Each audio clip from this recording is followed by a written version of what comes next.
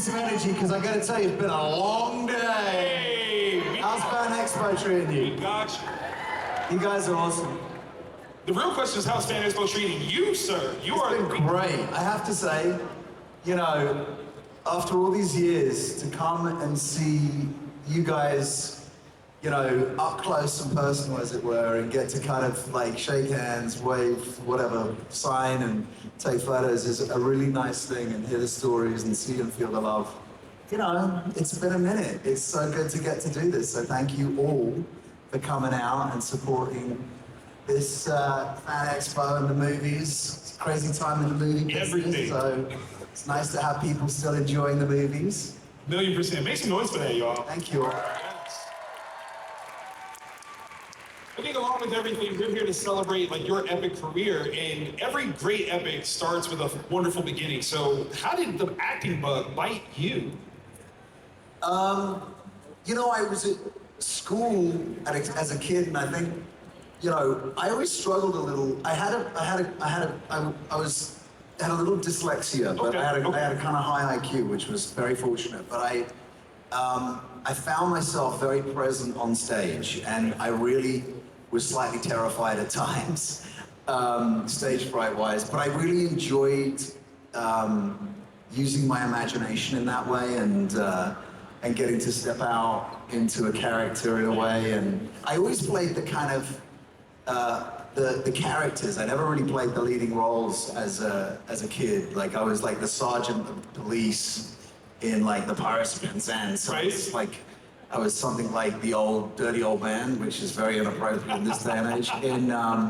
In The Boyfriend, which was a musical, and I was so that was my thing. And then I moved to London at 16 to kind of pursue my dreams of being an actor, which included going to like the National Youth Theatre, and I got somebody sort of scouted me there, and an agent, and I did some theatre stuff, and then got to drama school. Yes. When I got into drama school, I knew I needed that kind of a training, right. You know, getting to study the great works of, you know, Shakespeare or Brecht or Chekhov, or even some of like the amazing poets that we would read, and they really train you for the theatre in the UK, especially back then. So when I got cast in Lord of the Rings, I feel like I had a whole new education, you know, which involved, you know, learning how to perform in front of the camera, which was super different for me. Actually, a funny story, the first time I saw myself on film, as it were, we were doing a screen test for Legolas, and I was paired with Liv Tyler, Arwen, and who you all know, and I had an outfit that we didn't end up using, but it didn't occur to me that I should like be in that space being filmed like as the character, which I'd been prepping anyway. I'd done all the movement and stuff, so I was just like joking around on set with Liv, and they said, do we want to watch, you know, the screen test of what things look like? And I remember looking at it going, oh my word, I'm gonna get fired. What am I doing? I was like, this is bad. Because I was just like Orlando, I wasn't in character, but I was doing, so that was like a very big kind of first wake up call. But I kind of ship shaped myself pretty quick, but I was like fresh off the boat from drama school, right. And had all of that kind of, all those sort of tools, if you like, in my arsenal in terms of like physicality and vocal work and just that enthusiasm for life, and it was kind of a magical time. You know? I love that. I think you gotta give yourself a little bit more credit though. Like when you say fresh out of drama school, like you had gotten this role, what, like 2 days after graduating? Is that true? I actually found out 2 days before. Which was like wild. But I had, you know, as I said, I'd had an agent, so I'd met on some pretty interesting films. Notably, I remember auditioning maybe 6 times for Moulin Rouge. There was a point where they were going to do like an unknown cast for that. Of course, they went with like a great cast with, you know, Ewan, who also went to my school actually, and Nicole Kidman, fantastic actors. And but I did have that kind of like moment of learning how to be in auditions, and I had a lot of them. But I was never thinking about it because I was really focused at school, and it was just like, that was a real blessing. So the first audition for Lord of the Rings, I actually went in for Faramir. Okay. And then I remember it was the Hubbards casting, and I'd met them previously, and they were really great supporters of mine, thankfully. And they said, well, Peter and Fran are coming over, they want you to go on tape for Legolas. And I was like, okay. And then I met them for the first time in London at a funny little like chapel building, I feel like, upstairs, just off Goose Street. Anyway, it was, you know, there was sort of, went from there, really. It's kind of brilliant, though, to Yeah. kind of see how it all just kind of shaped itself.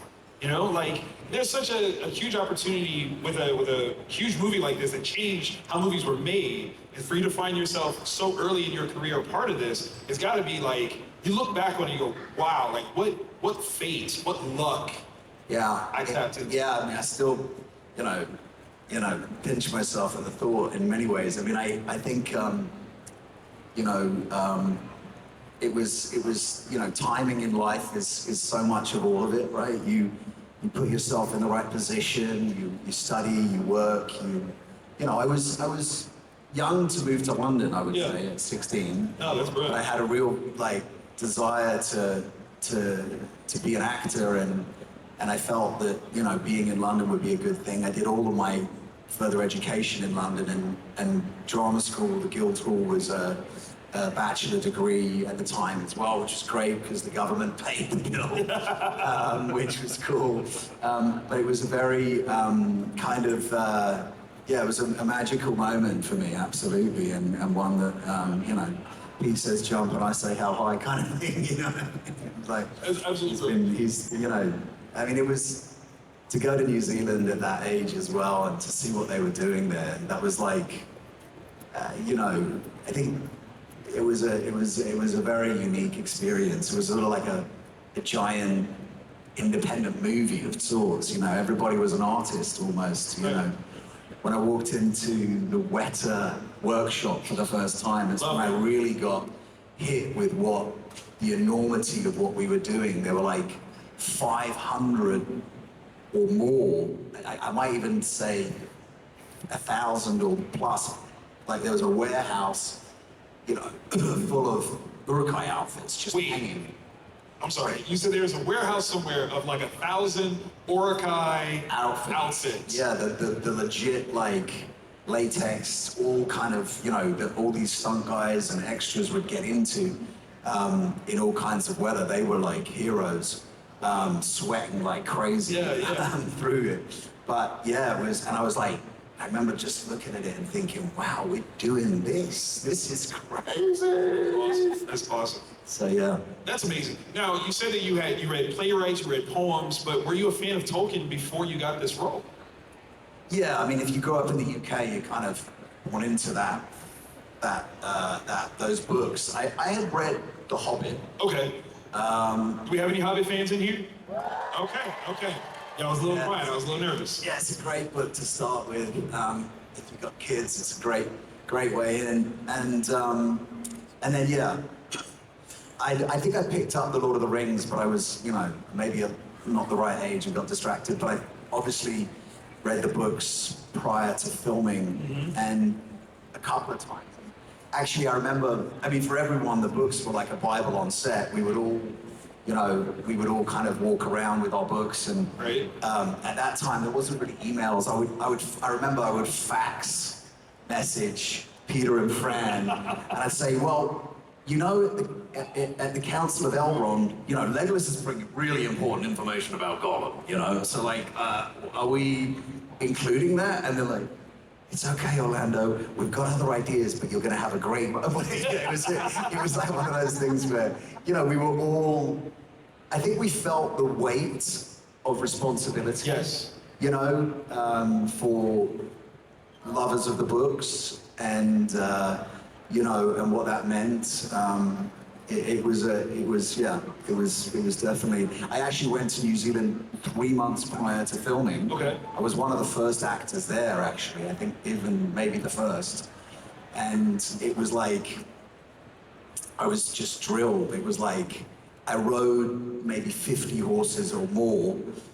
Because, you know, the idea is you become a rider, not a passenger. And I did all these stunts on horses, bareback and not holding reins and stuff. It was wild. It was really fun. And then, and Pete was always up for us doing all our own stunts, by the way. There was no like, no, stunt guys, no, Orlando can do that. You can do that, right? Okay. So, yeah, I did get tossed off the horse one time. The hobbits used to take the mickey out of me because I complained about breaking a rib, but they were always taking the mickey out of the elf because he was too pristine looking.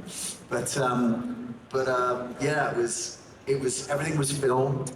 You know, I had movement training where I remember I was working with this like martial arts guy who taught me the kind of samurai movement, because a lot of what you know, they wanted to define the elves, right, physicality wise. And there's a movie called Seven Samurai, which is a Kurosawa movie that I was watching. And, brilliant movie. And then actually I got called to set. This was a cool story. I don't know what's going on because I'm so tired, but my brain is kicking in. So if I'm rambling, it's all right.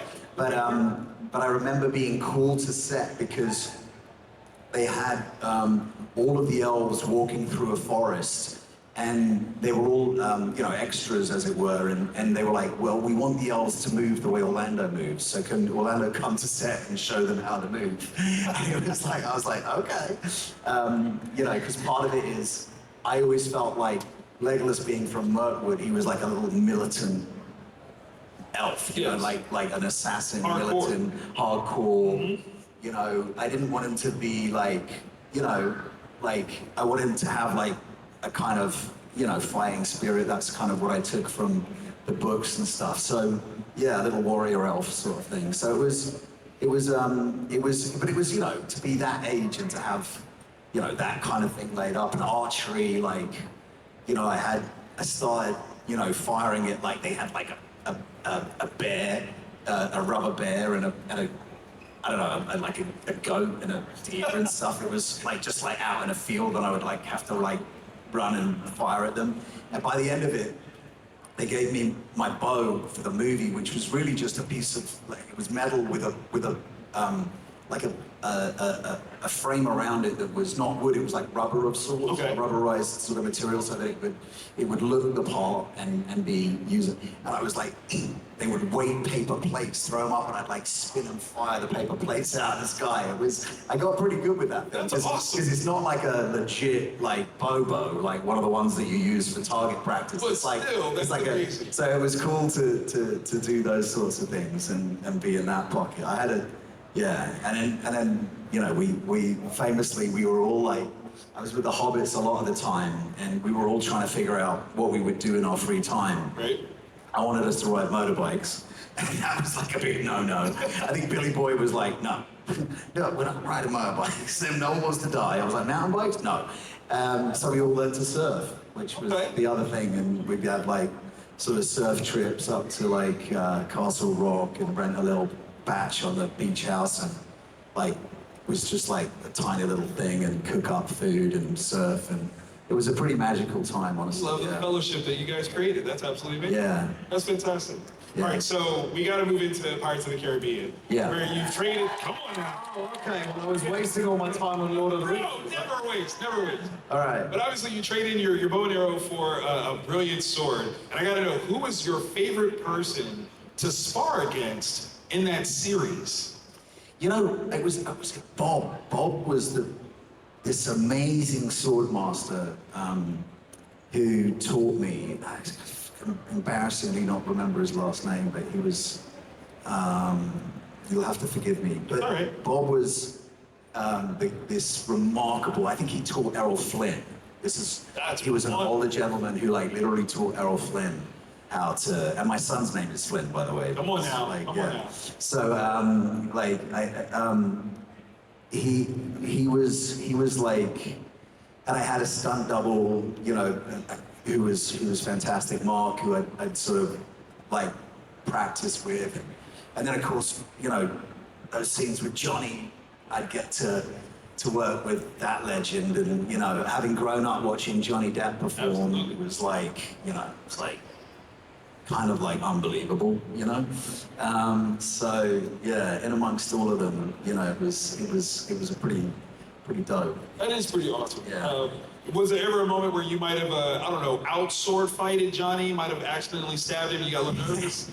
You can tell us, we're in a safe space. The thing about Johnny was that I remember when I read the script for the first time, and I was like, it kind of read like Will was quite this heroic, you know, kind of young pirate-y kind of character, and Johnny was like also like this like heroic-ish, but then what he did, he just came in and, as you've all seen Captain Jack, he just completely blew it out of the water.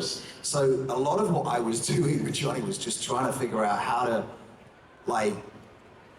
act opposite his Captain Jack. And it was sort of, it was made easier because of what he was doing, but it was also like, kind of like, it was like trying to figure out how to navigate what was happening. A little intimidating, like trying to... Not so much intimidating, because Johnny's a really, really good human and great kind of guy. So, and very like cool to work with. But I guess I was intimidated because I was young and I was a fan of Johnny Depp. Yeah. But I was also just like trying to figure out what my path was. And I used to come to set with ideas, and Gore would be like, yeah, but you do what you do, you know, Kira does this and he does that, and that's what works. And I was like, okay, yeah, I can.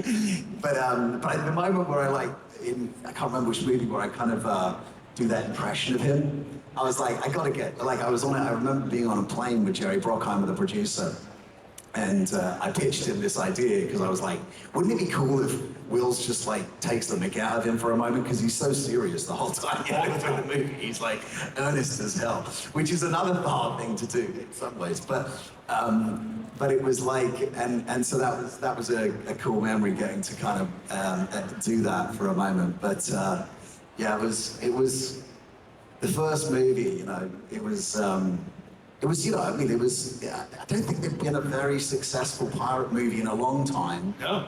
I got a call about that movie when I was in Australia, working with Jeffrey Rush at the time, right. and an amazing actor who some of you might remember, Heath Ledger, tragically passed. Yeah, amazing Yes. man.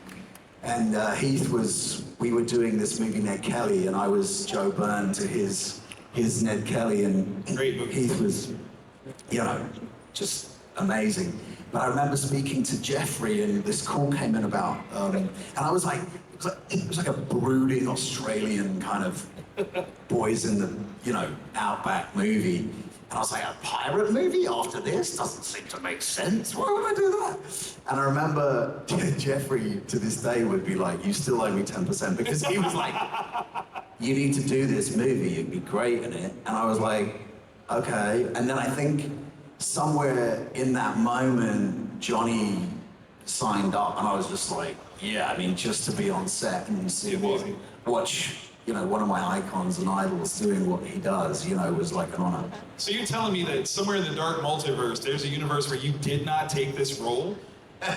There's been a couple of those, but yeah, I mean, there was a point where I was like, wait, does this make sense? Like I said, a pirate movie based on a Disney ride didn't seem to be like, fair, like the thing, you know, at that moment. But but obviously, I remember having dinner in London with Kira and the director Gore, and you know, it was like, oh, okay, this is, and they were, you know, and it was a magical moment, and yeah, thankfully I did say yes.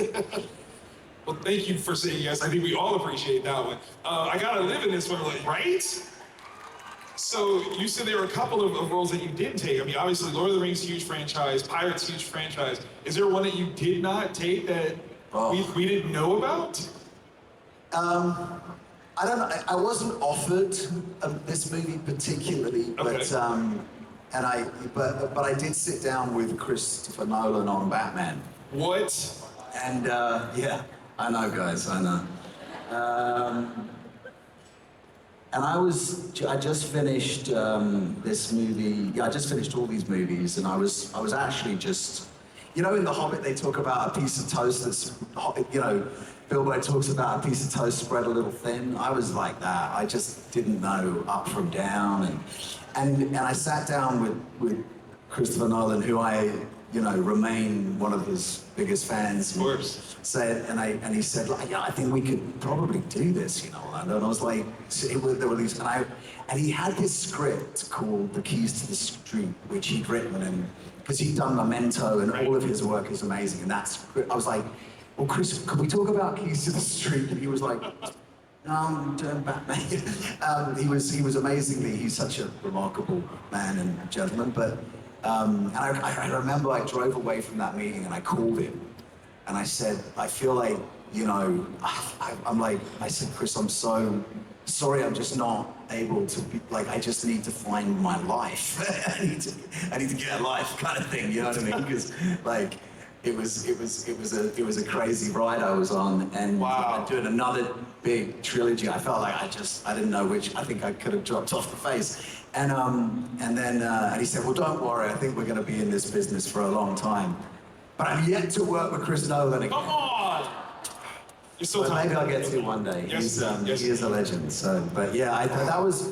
I mean, and again, it wasn't like I was being offered the movie, but I was in this moment, you know, where the heat and the, you know, there's always a thing for, you know, age, heat, and timing, and I do sometimes think, well, I wonder if I had really pursued that and done the screen test or whatever I would have had to do if that would have gone my way. But it was Christian Bale. I mean, he did okay. He destroyed that. He did okay. Jeez. Orlando Bloom is Batman?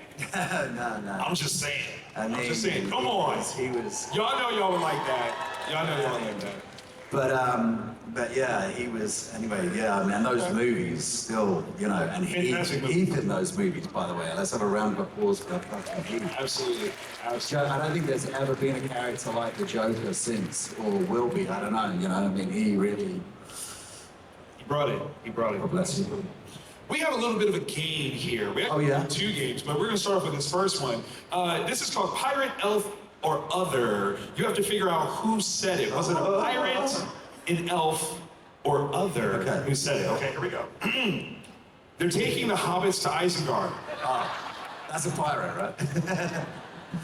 How easy is it to take? We're just gonna start you off light. Yeah, I like it. The elf, obviously. Absolutely. Like, I've signed that about 1 million times on Legolas today, by the way. All right, we're still getting into it. Okay, we're gonna start getting a little challenging. Here we go. I make a point of avoiding familiarity with pirates. Will, pirate. Yes. Will said that. Good job. You would die before your stroke fell. Oh, well, that's leggy, isn't it? That is. Good job. To the dwarf. A short one. Time to go. What was it? Time to go. Time to go. Oh, that's pirates. Isn't that on the beach? Good job. Good job. Yeah. A red sun rises. Blood has been spilled this night. I love that line. That is such a good line. That is such a good line. I mean, Philippa Boyens and Fran Walsh really knew how to write for those movies. I mean, they really poets. Yeah, Legolas. Good job. I'm afraid of watching you sail away and knowing you'll never come back. Ooh.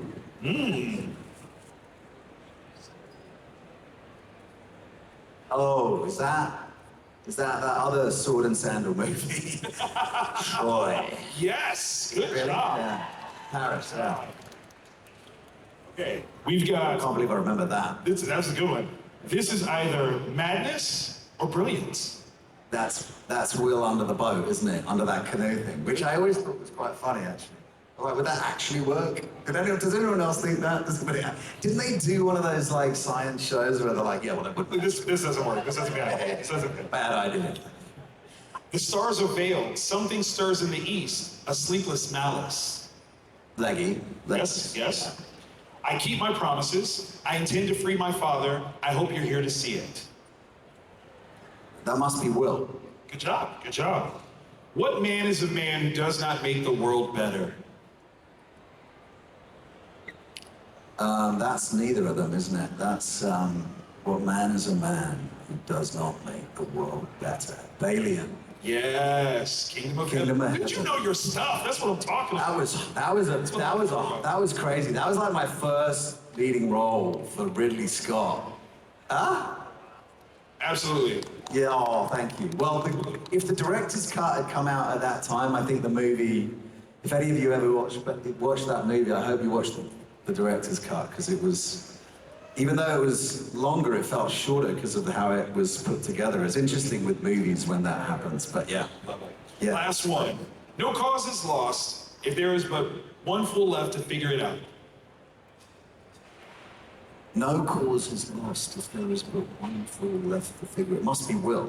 Good job, good job. Make some noise, y'all. Not bad for this tired old brain. He's on fire, he's on fire. All right, so we got a couple of pre-submitted questions from fans here. This one is from Jamie from Fort Worth. Hopefully Jamie's in the room. Hey, Jamie. Are you here, Jamie? Is Jamie here? If your name is Jamie, you can claim it. Yeah. Your name is Jamie? There it is. Well, this is a fake Jamie. thing, by the way. They're just asking questions. Yes. That's the giveaway. This is new Jamie. This is new Jamie. Says, hi, Mr. Bloom. I love Legolas. How did you learn to shoot a bow and arrow so perfectly? And I'm going to add on to that. When was the last time you shot one? Interesting. Like I said in the beginning, I did all of this training with the bow and arrow.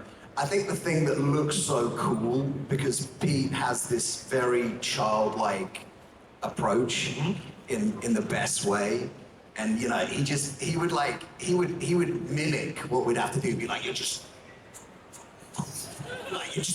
know, and he had this whole like in his direction, which was so beautiful and endearing watching him I love it. direct. I mean, he's playing every character basically. Right. He was like a fan of the book and every character in it. So I think, yeah, like a lot of the glory of Legolas's bow work is down to some of the excellence of the guys behind the scene in the dark room, with the computer generated, which at the time, by the way, was like super new. I mean, they didn't have. You know, they were breaking boundaries Pioneers. in terms of how they were doing that stuff. Absolutely. I remember sitting actually watching these movies and going, it was like Christmas came all at once, having made them and then getting to see like there was like the way that like these things I were doing, and like I'd have to just do the movement and pull it, but I'd be like so that it looked, and then they'd paint everything in, but. I remember seeing, I forget which movie, where it was the same time I was like, I fell and broke my rib, but I had to run. I was like standing on the ground and they had me like standing and the horse came running to me. I had two horses on that movie. One was Tex and the other one, oh, sorry, buddy, I've forgotten the other one's name. Well, the thing I loved about Tex and what I remember is because he was like, he could ride through anything. That's awesome. Like, but I would stand there and I just had to leap. And then in the movie, I like literally swing around the neck and land on the horse in the coolest way. And I was like, it was stuff like that you didn't know what it was gonna look like. It was like in the Balrog scene, it's like, like you're like, there's this green ball, and I'm like, well, Pete, is it gonna look really scary? It's gonna look scary. Like, okay, because you're like, trying to get the level of what your performance is gonna be for like, when you're looking at a green ball. But the really cool thing about those movies and Action Pirates too is that, I think in some of the other movies that are made today, you're just in a warehouse like this with a blue screen, right? And there are some things in place, but we were like on sets that were built, sets that had like everything around us, and so you really felt you were in Balian's tomb or truly immersed. Yeah, immersive. That's awesome. The Balrog is still scary to this day. So yes, that's a great word. This one's from Priya. Priya wants to know, you've worked with some legendary directors like Peter Jackson, Ridley Scott. How did their directing styles differ, and how did you adapt your process to each one? Yeah, I mean, directors are like artists, right? I think like Ridley is an artist, in fact. He's a painter. He paints beautifully, by the way, like amazing canvases. but he uses the camera like brushes, and he's painting this thing in front of him, and it really felt like, you know, that's what was happening, and you know, but all of these directors that I was, you know, so blessed to work with had the same effect, I think, on crews, where like really could be on set in the desert where we were doing either Black Hawk or Kingdom of Heaven, but like he'd see like the sun was setting, and we'd be on this set, and he'd be like, okay, we want to get everybody over there in the next 15 minutes before the sun sets. And I've never seen a crew move so Just fast. run and get it done. Like everybody's just picking up gear and running, and I'm grabbing stuff. Everyone's just like to get it done, you know. And it's like he inspires people, and Peter's the same. I mean, Peter inspired a whole, you know, generation, a whole country. You know, in fact, I mean, New Zealand just supported that whole movie. I don't think you could have made that movie without the support of the people of New Zealand, you know, and all the artists that were involved. And then, you know, Gore was like this, you know, Gore was just this like punk rock like animal. I mean, he just like had these crazy thoughts and ideas. You know, that's how, you know, those movies had that real sort of punk rock feel to them, I feel. You know, Wolfgang was like this German, you know, auteur, and he had this, you know, he was very like, you know, very dramatic. There's going to be thousands of horses coming over the hill, thousands, you know, like, it was all like, bigger, more, you know, and I always thought, like, really overplaying this? Okay, you know, but works. It kind of, yeah. So I think, you know, all of those, and there are so, you know, I've worked with great directors. There's so many. So yeah, but yeah, each director has their own approach, you know, and yeah, it's a big job. So. Great, I love it. Tyler M. from Tulsa, Oklahoma says, my dad and I watch Pirates of the Caribbean every summer. What was the funniest prank that happened on set, if the statute of limitations allow you to tell us? The funniest from Pirates? Yes. I mean, you can go Lord of the Rings too if you wanted to. No, I mean, that's a good one. well, I mean, look, Johnny just like was just funny. So I mean, there's nothing like everything he did was funny in many ways, just building that character. I will tell a funny story about being on Lord of the Rings, though. We were at the Rivendell. This was funny and scary and weird. We were at Rivendell, and I remember, I think I was there with a girlfriend at the time, and we were at this like wine region, which was where we were filming. Was it Rivendell? No, Lothlorien with Kate Blanchett, right? Do I mean Lothlorien? Yeah. Anyway, where I get given my bow by her. And we were all staying in this hotel, and I remember I'd gone to bed, and everyone was downstairs having a good time, and there was like this like banging at the door. It was kind of like literally thumping the door like crazy. And my girlfriend was like, what's going on? I was like, I have no idea. I don't know what's coming. And I was like, we gotta open the door. I'm like, I'm not opening that door. It's crazy. Someone's going crazy out there.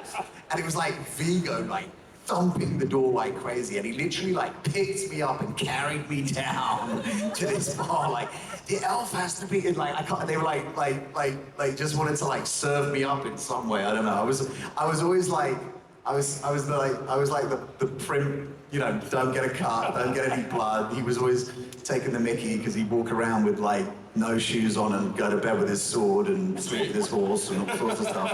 And I'd be like, you know, I mean, I was so lucky to just, you know, work with Vigo, because like he was really probably the most influential like person on the way, because he was method, but not like method. He was just like committed. So like people talk about method today, and obviously there's a whole thing about it, but like, you know, I think he was just like 100% committed, and there was something so beautiful about that, and getting to sort of, but he would also, you know, take the mickey and rip me a new one all the time. Just like, but yeah, and I sat, you know, next to him on the makeup bus, and he was, yeah, he's an artist as well, by the way. I mean, outside of being a poet and an artist, he had a makeup mirror, and he would stick all these pictures up, you know, and by the end of the movie, this giant mirror in front of him was just gone, and it was just like, but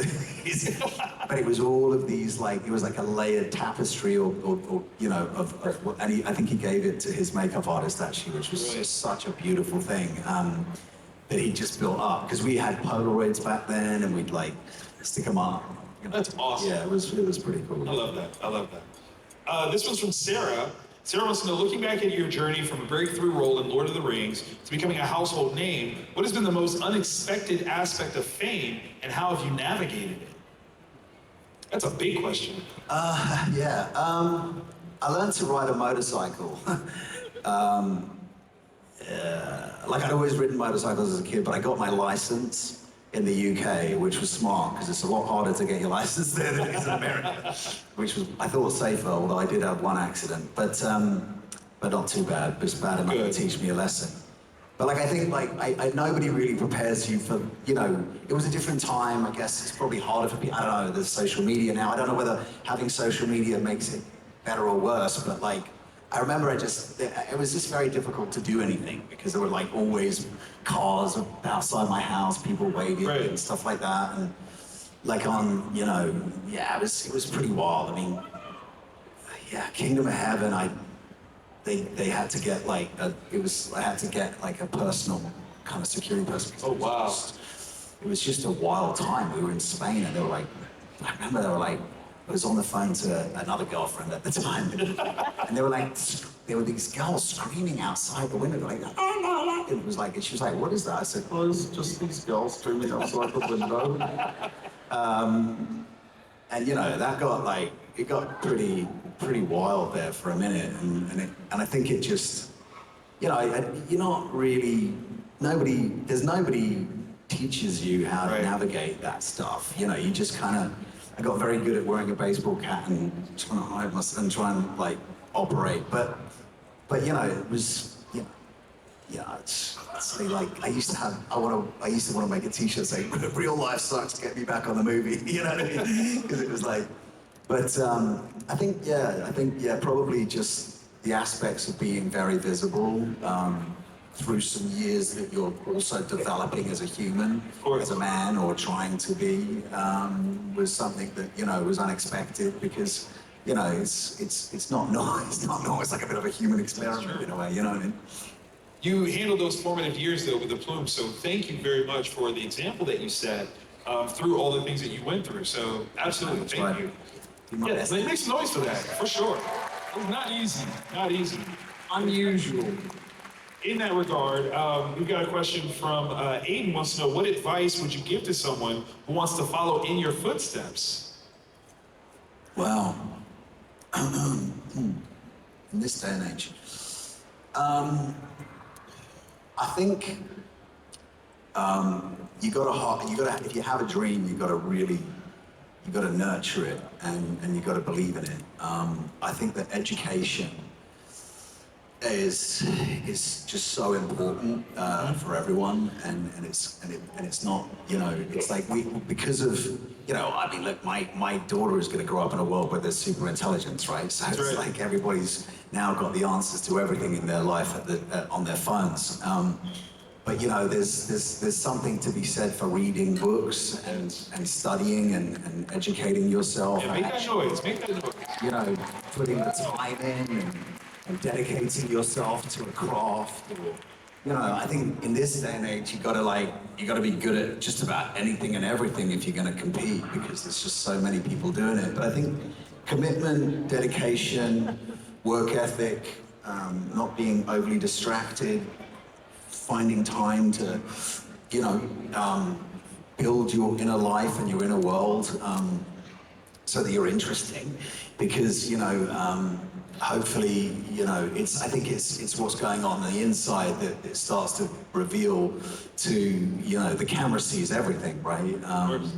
And it's if your inner world is developed in a way that is interesting, that people kind of, I think, engaged in what you're doing. But if your inner life is just scrolling, or I don't know, just not engaged, then you know, it's cultivating your imagination and dedicating yourself to, you know, the craft of what this is, And I think, that's, can you sing, can you dance, can you take care of yourself, and can you do all of the things, or, martial art, I don't know, it's like there's a whole bunch of things, movement, but it's like, this is an instrument at the end of the day, in a way, the body, and, if you take care of your instrument will take care of you, and, and you want to use it in different ways, and you're going to play different songs and different things that you do, so it's just working on that, I suppose.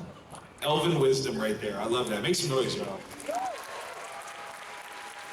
This next one is from Megan, and I really want to put some emphasis on this one. If you could take one prop from either Lord of the Rings or Pirate sets, what would it be and why? And I really want to emphasize take it. Like, not that they gave you permission to have it, but you're just going to be like, nah, this is mine now.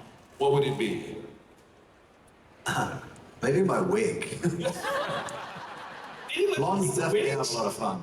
I mean, yeah, I never got my. I've got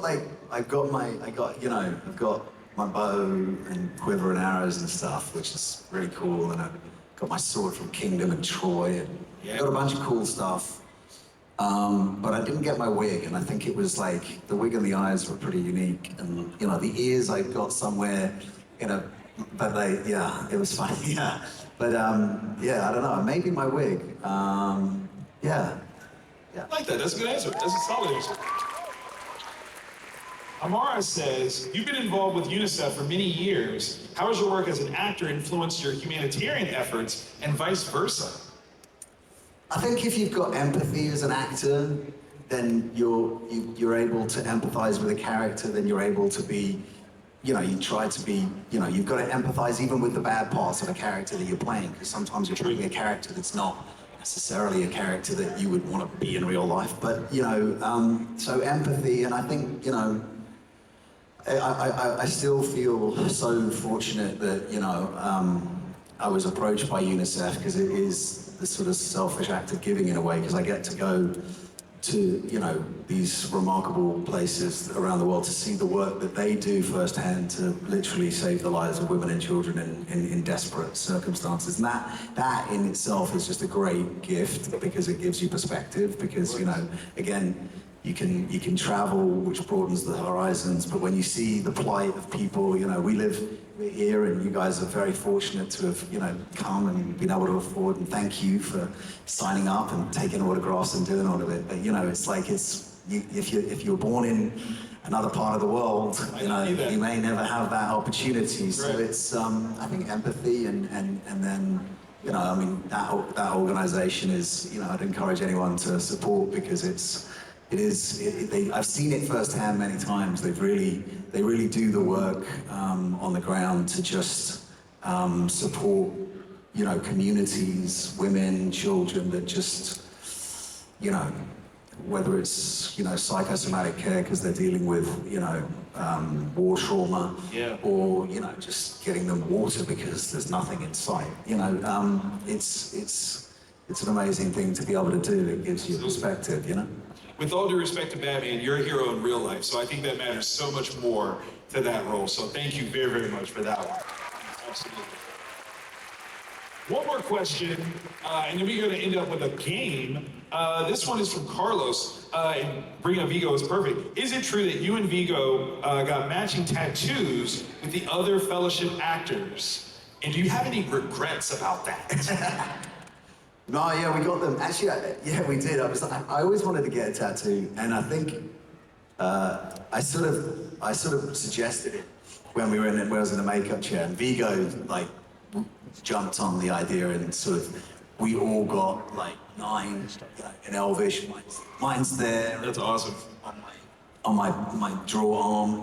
Yeah, we all got this little 9 for the 9 of the Fellowship. I think John was the only one reluctant, but his stunt double Brett, who was amazing actually. I did most of my work with. I mean, John came in to do remarkable close-up work, but what had to happen for his face was a lot. And it was so we all got those tattoos, and then actually the producers and Pete and stuff I think it was after the release of the 3rd movie maybe. we all got them to do 10 as like honorary members. Nice. Like the 10th members of it, you know, because like Mark Odeski was a producer, Pete, and Barry Osborne. There was a bunch of like key players in the production as producers and Love that. who got like 10 as well, which is, I don't know, it was cool. The fellowship grows, man. That's awesome. Yeah. That's awesome. All right, so we're gonna wrap this up with a quick game of this or that. I'm gonna throw two things at you. You tell me which one you are more inclined to go with. Are you ready? Yeah. Here we go. Legolas, half ponytail, or Will Turner bandana? Which one? Did you say Legolas half ponytail? Half ponytail. The half with the half ponytail, but they still got the long hair. Which one? Would you do that one or the bandana? This is personal. What am I doing with this? Am I actually living with this, or we're saying this is what he'd look like? Now, yeah, this is you on a regular basis. You have to go to the grocery store. Oh, I see. Yeah. The bandana, bro. Okay, all right. Bandana. Thug, I like it. Best drinking buddies, hobbits or pirates? Oh, well, that's a really hard one. I mean, pirates really, Johnny drank really good red wine. I did get some really good red wine from Johnny over the years. So I'd have to probably say that. Although there's nobody more fun than the hobbits for it. Yeah. Okay, all right. Hobbits it is. I like it. Swashbuckling sword fight or battling orcs? Oof. What do you guys think? Yeah, the orcs are pretty cool, aren't Yeah, it's they? pretty awesome. That's pretty All right, but the swashbuckling works too, so I I don't mean, know. it's pretty good. What if you could swashbuckle against orcs? Yeah, exactly. There you go. That would be a mashup, wouldn't it? Yes. You should do like a Pirates Lord of the Rings thing. Oh my god. Lords of the Caribbean. Let's Yeah. go! Best treasure, the One Ring or Aztec gold? Oof. Oof. I mean, the One Ring's so terrifying, isn't it? Yes, You it kind of is. got to take it just so that nobody else destroys the planet. But Aztec gold will get you a lot of booty, so Yeah. depends what you're after in life, power or money. Seems like most people are after both, right? You have to choose. Best place to vacation, Middle Earth or Isle de Muerto? Middle Earth. Me. That's a good choice. Middle It's a Earth. good choice. Gotta Good be. choice. He's like, I'm just thinking about it. I got stretched a little bit. That's a good one. Well, Middle Earth. Yeah. Okay. All right. Immortality or invisibility? Oof. I think invisibility. Really? I mean, I don't know that I want to live forever. I mean, it's like, I don't know. But we want to The see. world's going crazy, guy. I mean, I want to live long and healthy for as long as possible so I can raise my kids. And Hey, run makes out. sense with that. You know what I mean? But like I want to enjoy my twilight years Yeah. because I'm in good health. But like, if you're invisible, you could just you could fix things because you could be in situations where you could hear what's not supposed to and then solve solutions, right? I don't know. So it's invisible. All right. At least you're still trying to like be helpful. You're not like a criminal. I like that. Second breakfast or vitality drink? Vitality. Okay. All right. Now this is the last one. This is a big one. If you could rule over one, would it be the Seven Seas or the Elven Kingdoms?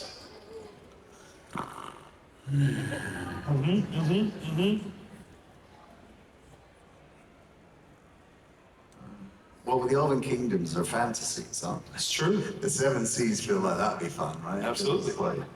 But I'd like to live in a fantasy. I'm gonna go with the Elven. The Elven Kingdom. Fan Expo Dallas, make some noise to Mr. Orlando Bloom.